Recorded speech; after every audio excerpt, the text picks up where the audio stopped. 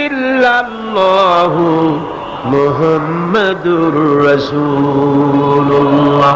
সবাই দাওয়াত দিয়েছেন লা ইলাহা ইল্লাল্লাহ, লা ইলাহা ইল্লাল্লাহ, লা ইলাহা, লা ইলাহা ইল্লাল্লাহ। কোন ইলাহ নাই, কোন আইনদাতা নাই, কোন বিধানদাতা নাই, কোন শাসনকর্তা নাই, আল্লাহ ছাড়া কেউ নাই। বলেন সুবহানাল্লাহ।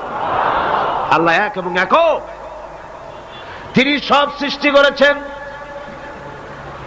আল্লাহ পাক বলছেন আল্লাহুল্লাযী খালাকাস সামাওয়াতি ওয়াল আরদা ওয়া আনজালা মিনাস সামাই মাআন ফাআখরাজা বিহি মিনাস সামারাতি রিজকান লাকুম।